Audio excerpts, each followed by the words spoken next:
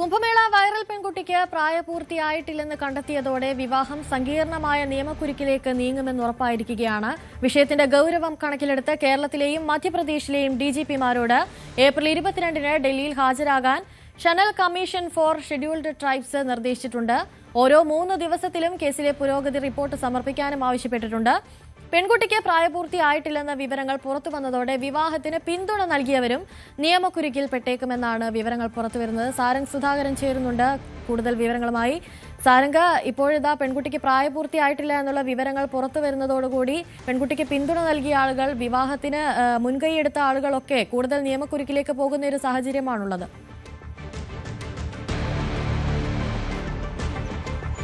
അനുസരിച്ച് തീർച്ചയായും, കാരണം വലിയ രീതിയിൽ കൊട്ടിഘോഷിക്കപ്പെട്ട ഒരു സംഭവമായിരുന്നു മൊണാലിസ ഫർമാൻ വിവാഹം. ആ സമയത്ത് രാഷ്ട്രീയ നേതാക്കന്മാരും മന്ത്രിമാരടക്കം ഇവിടെ എത്തി ഈ ഒരു കല്യാണത്തിന് സൗകര്യങ്ങൾ ഒരുക്കി നൽകുകയും ആശംസകൾ അടക്കം അറിയിക്കുകയും ചെയ്തിരുന്നു. പക്ഷേ അതിനുശേഷം തന്നെ തൊട്ടടുത്ത ദിവസം തന്നെ ഇതുമായി ബന്ധപ്പെട്ട വലിയ വിവാദം ആ സമയത്ത് തന്നെ വന്നിരുന്നു. അതായത് പ്രായപൂർത്തിയായിട്ടില്ല, മാത്രമല്ല മാതാപിതാക്കന്മാരുടെ സമ്മതത്തോടു കൂടിയല്ല കല്യാണം നടന്നതെന്നടക്കമുള്ള വിവരങ്ങൾ വന്നിരുന്നു. പക്ഷേ അതിൻ്റെ അടിസ്ഥാനത്തിൽ നോക്കുകയാണെന്നുണ്ടെങ്കിൽ അന്ന് തന്നെ അവർ ഇത്തരത്തിലുള്ള ഒരു വാർത്താ സമ്മേളനം വിളിക്കുകയും മറ്റ് രേഖകൾ, അതായത് ജനന സർട്ടിഫിക്കറ്റും ആധാർ കാർഡും അടക്കമുള്ള പല രേഖകളും കാണിച്ചുകൊണ്ടായിരുന്നു, പ്രായപൂർത്തിയായിട്ടുണ്ട് എന്ന് തെളിയിക്കുന്ന രീതിയിലുള്ള രേഖകൾ കാണിച്ചുകൊണ്ടായിരുന്നു ഈ രണ്ടുപേരും വാർത്താ സമ്മേളനം നടത്തിയത്. അതിനുശേഷമാണ് ഇതുമായി ബന്ധപ്പെട്ട് മധ്യപ്രദേശ് പോലീസിൽ അന്വേഷണം നടക്കുകയും ഇതുമായി ബന്ധപ്പെട്ട കൂടുതൽ വിവരങ്ങൾ പുറത്തേക്ക് വരികയും ചെയ്യുന്നത്. ഇപ്പോൾ 16 വയസ്സും 2 മാസവും മാത്രമേ ആയിട്ടുള്ളൂ കല്യാണം നടക്കുന്ന സമയത്ത് എന്നാണ് ലഭിക്കുന്ന വിവരം. ആ അടിസ്ഥാനത്തിലാണെങ്കിൽ പോക്സോ കേസ് നിലനിൽക്കുകയും ചെയ്യും. ഈ കേസുമായി ബന്ധപ്പെട്ട് നിന്ന് എല്ലാവരും ഈ കേസുമായി മുന്നോട്ട് പോകുമ്പോൾ അതിൽ ബുദ്ധിമുട്ട് നേരിടാൻ സാധ്യതയുണ്ട്. ഒപ്പം തന്നെ ആദ്യം ഇവരെത്തിയത് തമ്പാനൂർ പോലീസ് സ്റ്റേഷനിലേക്കായിരുന്നു. ആ പോലീസ് സ്റ്റേഷനിൽ വെച്ച് പിന്നീട് ആ കേസുമായി ക്ഷേത്രത്തിൽ വെച്ച് കല്യാണം നടത്തുകയും മറ്റുമായിരുന്നു. അതുകൊണ്ട് തന്നെ ഇതിൻ്റെ എത്രത്തോളം രീതിയിൽ നിയമസാധ്യതകൾ, അതായത് ഇപ്പോൾ അനുസരിച്ച് സൂചിപ്പിച്ച പോലെ തന്നെ മധ്യപ്രദേശ് DGPയും ഒപ്പം കേരള DGPയും ഇതുമായി ബന്ധപ്പെട്ട റിപ്പോർട്ട് സമർപ്പിക്കാൻ വേണ്ടിയും അറിയിച്ചിട്ടുണ്ട്. വലിയ രീതിയിൽ കൊട്ടിഘോഷിക്കപ്പെട്ടതുകൊണ്ട് തന്നെ ഇതിൻ്റെ പിന്നിൽ പ്രവർത്തിച്ചവർ, അതായത് ഇതിന് പിന്തുണ അർപ്പിച്ചവർ അടക്കം ഈ കേസിൽ പങ്കാളികളാകുമെന്നാണ് മനസ്സിലാക്കാൻ കഴിയുന്നത്. എന്തായാലും ഇതിൽ കൂടുതൽ പോലീസിൻ്റെ അടക്കം അന്വേഷണം ഇപ്പോൾ വ്യാപിപ്പിച്ചിട്ടുണ്ട്. അപ്പോൾ തന്നെ അവർ പ്രതികരിച്ചിരുന്നു. ഒരു മലയാളം സിനിമ, നാഗമ്മ എന്നൊരു മലയാള സിനിമയുടെ ഭാഗമായിട്ട് കേരളത്തിൽ തന്നെ തുടരുമെന്നായിരുന്നു അറിയിച്ചത്. പക്ഷേ ഇപ്പോൾ അത്തരത്തിൽ ബന്ധപ്പെടാൻ സാധിക്കാത്തൊരു സാഹചര്യമാണ്. കേരളത്തിൽ നിന്ന് മാറിയോ എന്ന കാര്യത്തിലും വ്യക്തതയില്ല.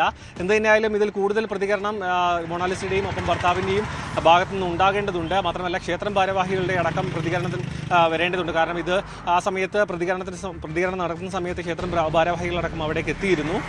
അവിടെ വെച്ചാണ് കല്യാണം അടക്കം നടന്നത്. അതുകൊണ്ട് തന്നെ അവർക്കും ഇതിൽ ഉത്തരവാദിത്തമുണ്ട് എന്നാണ് നിയമാനുസൃതമായി നോക്കുമ്പോൾ നമുക്ക് മനസ്സിലാകുന്നത്. എന്തായാലും ഇതിൽ പോലീസിന്റെ കൂടുതൽ നടപടികളും ഒപ്പം തന്നെ ഇവരുടെ പ്രതികരണവും കൂടി വന്നാൽ മാത്രമേ കേസിന്റെ ദിശ എങ്ങോട്ടാണെന്നുള്ള കാര്യം വ്യക്തമാവുകയുള്ളൂ. സാരംഗ്, CPM അടക്കം മുൻകൈയെടുത്ത് നടത്തിക്കൊടുത്ത ഒരു വിവാഹമായിരുന്നു ഇരുവരുടെയും. അപ്പോൾ ഇന്നലെ CPM നൽകിയ വിശദീകരണം എന്ന് പറയുന്നത് ഇതിന് പിന്തുണ നൽകുക മാത്രമാണ് ചെയ്തതെന്നാണ്. അങ്ങനെ ഒരു നിലപാട് സ്വീകരിച്ചു എന്നതുകൊണ്ട് ഈ ഒരു വിഷയത്തിൽ നിന്ന് മാറി നിൽക്കാൻ സാധിക്കും എന്ന് തോന്നുന്നുണ്ടോ?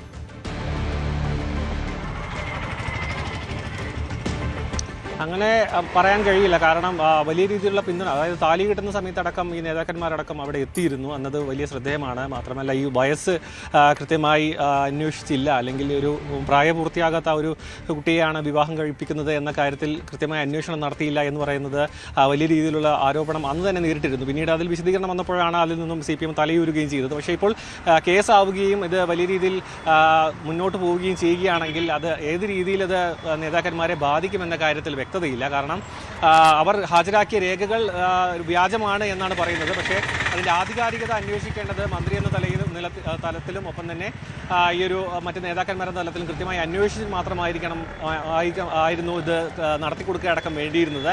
പക്ഷേ അതിൽ ഒരു തെറ്റ് പറ്റി എന്ന കാര്യം തീർച്ചയാണ്. പക്ഷേ അതിൽ നിയമാനുസൃതമായി വരുമ്പോൾ ഏത് രീതിയിൽ ഇവർ ഈ കേസിൽ ഉൾപ്പെടുമെന്ന കാര്യത്തിൽ ഇനിയും വ്യക്തത വരേണ്ടതുണ്ട്. മാത്രമല്ല ഇത് സോഷ്യൽ മീഡിയ വഴിയും ഒപ്പം വലിയ രീതിയിൽ സമൂഹ മാധ്യമങ്ങളിൽ വഴിയടക്കം ഒരു കേരള സ്റ്റോറി എന്ന തരത്തിൽ വ്യാപിക്കുകയും പ്രചരിക്കുകയും ചെയ്തിരുന്നു. അതിപ്പോൾ തിരിച്ചടിയാവുകയാണ് ചെയ്തിരിക്കുന്നത്. നേരെ മറ്റൊരു തരത്തിലേക്ക്, അതായത് പ്രായപൂർത്തിയാകാത്ത ഒരു കുട്ടിയെ കല്യാണം കഴിപ്പിക്കുന്നു, അതും മാതാപിതാക്കന്മാരിൽ നിന്നും തട്ടിക്കൊണ്ടുപോകുന്നു അടക്കമുള്ള രീതിയിലുള്ള ആരോപണങ്ങൾ ഉയർന്നിരുന്നു.